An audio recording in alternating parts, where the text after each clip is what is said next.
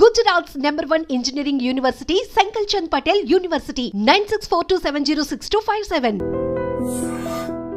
Aluminium ఇలాంటివి వచ్చినప్పటికి కూడా 25% వాళ్ళ మీద సుంకాలు విధిస్తాము అనేటువంటి ఒక ప్రకటనతో పాటుగా ప్రతి చోట కూడా ట్రంప్ తన మార్కును చూపిస్తున్నాడు అనే మాట వినిపిస్తోంది. అదే సమయంలో పొద్దున ఒక మాట చెప్తున్నాడు, మధ్యాహ్నం ఇంకో మాట చెప్తున్నాడు, సాయంత్రం ఇంకో మాట చెప్తున్నాడు.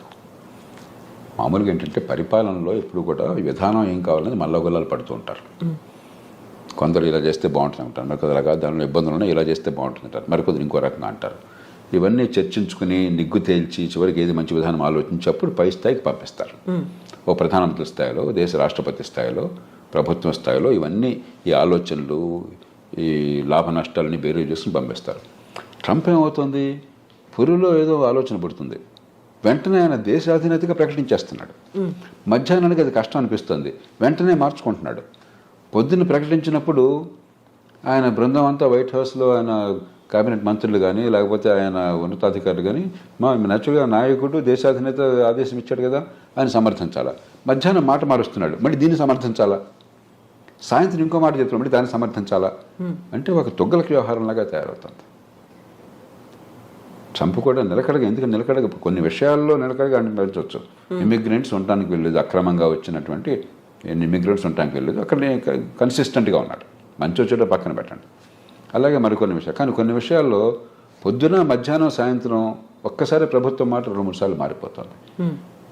అది ఏ దేశానికి మంచిది కాదు. విధానాలు లోతుగా ఆలోచించాలి, తొందరపడి నిర్ణయాలు చేయకూడదు, అన్ని రకాలుగా పూర్వాపురాలు పరిశీలించాలి. వినదగిన ఎవరు చెప్పినా అని చెప్పని మీరు ఏదనుకుంటున్నా దానికి వ్యతిరేకంగా చెప్పేవాళ్ళ మాట కూడా ఆలోచించి నిర్ణయం తీసుకోవాలి. తీసుకున్నాక నిలకడగా ఉండాలి. ఇప్పుడు ఆలోచించకుండా తొందరపడి నిర్ణయాలు, నిలకడ లేకుండా వెనక్కి వెళ్ళటం జరుగుతుంది. ఇప్పుడు జన్మతః పౌరసత్వం రద్దుకు సంబంధించి చేసినటువంటి అనౌన్స్మెంట్ అది ఏ దిశలో ముందుకెళ్తుంది అనుకుంటున్నారు సార్? అది జరగదు. ఆ దేశంలో కోర్టులు అంగీకరించవు, ఆ దేశంలో రాజ్యాంగం ఒప్పుకోదు. రాజ్యాంగాన్ని మార్చడం ఎవరి తరమో కాదు.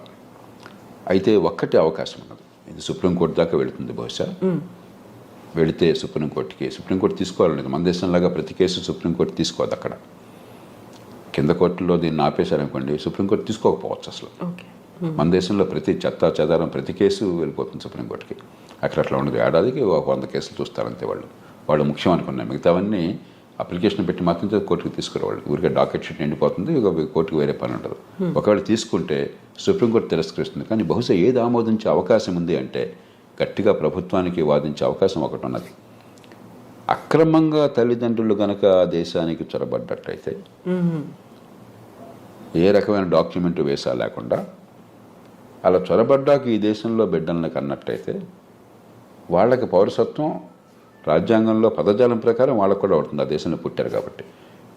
కానీ రెండో పార్ట్ పదజాలం మళ్ళీ కొంచెం సందిగ్ధంగా ఉంది. కాబట్టి దేశంలోకి రావడమే అక్రమంగా ఉన్నారు కాబట్టి అక్రమంగా వచ్చిన వాళ్ళకు, అక్రమంగా ఉన్న కాలంలో పుట్టితే వాళ్ళకి లేదు అని చెప్పి బహుశా కోర్టు ఒప్పుకోవచ్చు, మనకు తెలియదు. కాబట్టి భారతీయులకి ఇప్పుడు ఈ రకంగా అక్రమంగా వెళ్ళిన వాళ్ళకి ఇబ్బంది అవుతుంది. కానీ 195 మంది భారతీయులు ఈ దేశం నుంచి అమెరికా పోయేది చదువుకున్న వాళ్ళు, నైపుణ్యం ఉన్నవాళ్ళు, ఆ దేశంలోనే ఉన్నత విద్యను పొందిన వాళ్ళు చాలామంది, నైపుణ్యం వల్ల చాలా పూర్తిగా పద్ధతి ప్రకారం వీసా పొందిన వాళ్ళు. వాళ్ళకి ఎలాంటి ఇబ్బంది ఉండదు. మన ఊరికి అనవసరంగా కంగారు పడిపోయేది కంపెనీపోతే అనుకోవడం తప్ప నాకు 100కి వాళ్ళు ఏమాత్రం అనుమానం లేదు. కానీ అక్రమంగా చొరబడిన తల్లిదండ్రులకు పుట్టిన సంతానమైనట్లయితే సుప్రీంకోర్టు బహుశా వేరే స్టాండ్ తీసుకోవచ్చు.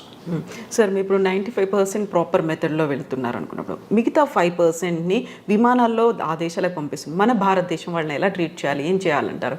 అవగాహన కల్పించాలా? మళ్ళీ అవకాశం ఇప్పుడు ఈ దేశంలో 145 కోట్ల జనాభా ఉంది, 54 కోట్ల మంది పనిచేసేవాళ్ళు ఉన్నారు. దానిలో అత్యధికులు అసంఘటిత రంగం, రెక్కాడితే డొక్కాడిన వాళ్ళు, రేపు పొద్దున భోజనం ఎక్కడ దొరుకుతుంది తెలియని వాళ్ళు. కాబట్టి మన దేశంలో వాళ్ళేదో అక్రమ ఖర్చు పెట్టి అమెరికా వెళ్ళారు కాబట్టి వాళ్ళని ప్రత్యేకంగా నెత్తినెక్కించుకోవడం సాధ్యం కాదు. అందరి పౌరులతో సమానం. ఈ దేశంలో అందరికీ ఏ ప్రయత్నాలు చేయగలుగుతాం మనకున్న వనరులతో, మనకున్న పరిస్థితుల్లో, మనకున్న అవకాశాలతో ఆ ప్రయత్నాలు వాళ్ళకి చేస్తాం తప్పితే వీళ్ళని ప్రత్యేకంగా నెత్తిన పెట్టుకోవడం నేను చెప్పిన మాట గుర్తించకపోవచ్చు. వీళ్ళ దగ్గర మన దేశంలో 2 రోజులు కొంచెం ప్రచారంలోకి వస్తే అది ప్రపంచంలో మోస్ట్ ఇంపార్టెంట్ ఇష్యూ. అంటే భారతదేశంలో ఈ కోటాను కోట్ల మంది భవిష్యత్తు అక్కర్లేదా మనకి? కాబట్టి ఖచ్చితంగా ఈ దేశంలో ఉన్న మేరకు ఆ పరిస్థితులను బట్టి అవకాశాలు ఉంటాయి. అక్కడి నుంచి వచ్చేవాళ్ళు మరి ఇంకోటి గమనించండి, అత్యధికులు లక్షలాది రూపాయలు ఖర్చు పెట్టి వెళ్ళిన వాళ్ళు. కాబట్టి వాళ్ళు కొంత సొంతంగా బతకగల వాళ్ళు, బతకలేని వాళ్ళు కాదు. అందులో మనం చర్చ చేసినప్పుడు కూడా పత్రికల్లో కానీ టీవీల్లో కానీ ఇదేది మిడిల్ ఈస్ట్ అనుకోండి, అక్కడికి వెళ్ళిన వాళ్ళు అత్యధికులు, కొందరు బాగా నైపుణ్యం ఉన్నవాళ్ళే, మిగతా వాళ్ళు పాపం కాయ కష్టం చేయడం కోసం వెళ్ళిన వాళ్ళు. అది ఇది ఒకటి కాదు. అంచేత మనం ఖచ్చితంగా సానుభూతి చూపెట్టాలి.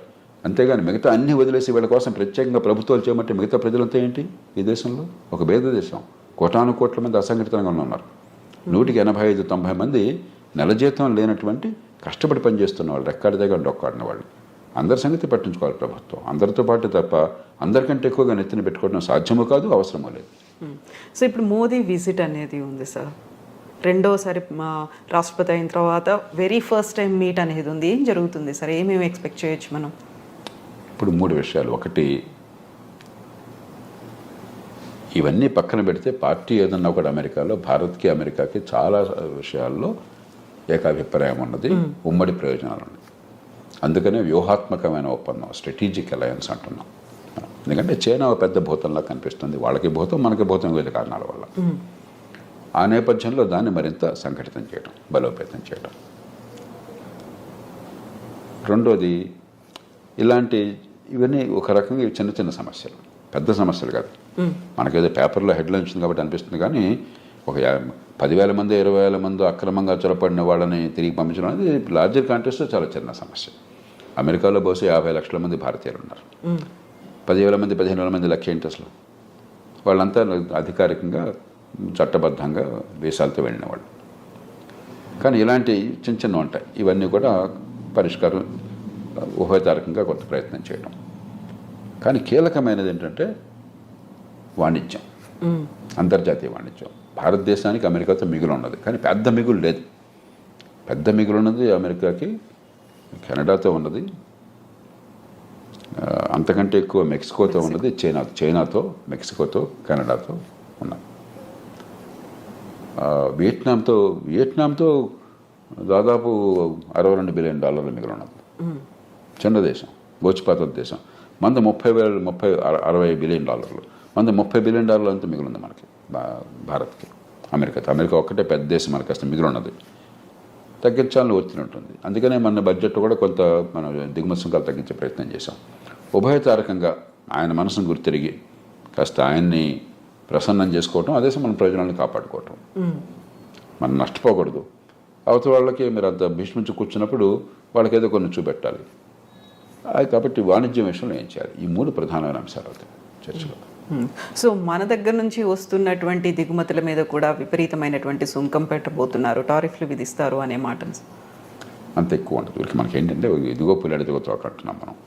మెక్సికో నుండి కెనడా మీద సుంకాలు పెడతా ఉన్నారు, మళ్ళీ వెంటనే మధ్యాహ్నానికి మార్చేశారు, సాయంత్రం ఇంకోటి అన్నారు. మన మీద కూడా ఇవన్నీ ఏంటి ఆయన నెగోషియేటింగ్ టాక్టిక్.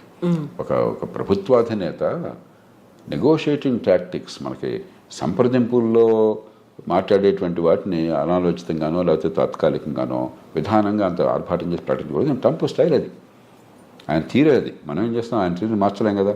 పుట్టుకతో వచ్చిన బుద్ధి పుట్టుకలతో కానీ పోదని చెప్పిన మన చేతుల్లో ఏం లేదు. అంచేత మన మీద అంత ఒత్తిడి మన మీద ఉంటుంది, కానీ భయంకరంగా ఏముండదు. మనం కూడా కొంచెం ఉభయతారకంగా వ్యవహరించినట్టయితే, మన ప్రయోజనాన్ని కాపాడుకుంటూ ఒడుకు వ్యవహరించినట్టయితే మనకి పెద్దగా నష్టం ఉండదు.